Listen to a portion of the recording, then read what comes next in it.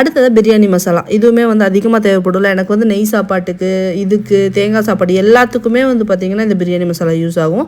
அதுக்கு வந்து 20 கிராம் பட்டை, 20 கிராம் வந்து பார்த்திங்கன்னா ஏலக்காய் எடுத்திருக்கேன், 15 கிராம் வந்து கிராம்பு எடுத்திருக்கேன். இதுதான் என்னோடய பிரியாணி மசாலாவோட மெஷர்மெண்ட்டு. இதை வந்து நல்லா வந்து ஒரு பேனில் போட்டு இதெல்லாம் சூடாகிற அளவுக்கு நல்லா வறுத்துக்குவேன். சம்டைம்ஸ் வந்து அவனில் வச்சுருவேன். அவனில் ஒரு 5 மினிட்ஸ் 200 டிகிரி செல்சியஸில் வச்சோன்னா நல்லா முறுக்கு மாதிரி இதாகி கிடச்சிரும். ஸோ அதுக்கப்புறம் எடுத்து நம்ம அப்படியே ஆற விட்டுட்டு அரைச்சிக்கலாம். இன்றைக்கி வந்துட்டு பேன் சூடாக இருந்தனால அதுலேயே வந்து போட்டுட்டு நல்லா வறுத்து உரமாக எடுத்து வச்சுட்டேன்.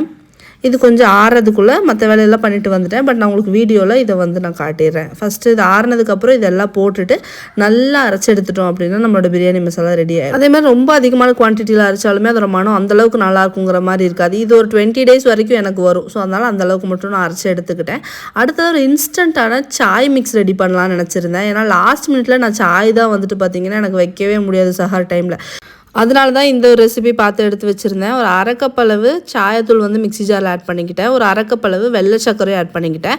இது கூட உங்களுக்கு ஸ்பைசஸ் வேணும், அதாவது மசாலா சாய் மாதிரி வேணும் அப்படின்னா நீங்கள் கார்டமன் பாட்ஸு, ட்ரை ஜிஞ்சர் பவுடர்லாம் ஆட் பண்ணலாம். நான் வந்துட்டு கொஞ்சமாக ஏலக்காய் மட்டும் ஆட் பண்ணிட்டேன். 2-3 ஏலக்காய் ஆட் பண்ணிவிட்டு இது கூட நம்ம இப்போ பால் பொடி ஆட் பண்ண போகிறோம். ஒரு 3/4 கப் அளவு பால் பொடி ஆட் பண்ணிட்டேங்க. இது வந்து பார்த்திங்கன்னா இன்ஸ்டண்ட்டாக நீங்கள் சாயா ரெடி பண்ணலாம். ஜஸ்ட் 2 மினிட்ஸில் சாயா ரெடி ஆயிரும். சஹர் டைமில் கண்டிப்பாக லைஃப் சேவராக இருக்கும். என்ன மாதிரி சாயா வைக்கிறதுக்கு மடி காட்டுவீங்க அப்படின்னா கண்டிப்பாக இது ஒரு லைஃப் சேவராக தான் இருக்கும்.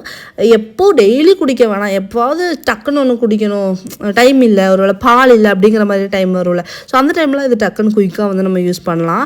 இது எப்படி போடுறதுன்னு உங்களுக்கு சொல்லித்தரேன், ஓகேங்களா? இதையும் ஒரு பாக்ஸில் போட்டு ரெடி பண்ணி வச்சுக்கிட்டேன். அடுத்ததாக ஒரு சிக்கன் மசாலா ரெடி பண்ண போகிறேன். அதுக்காக 2 டேபிள்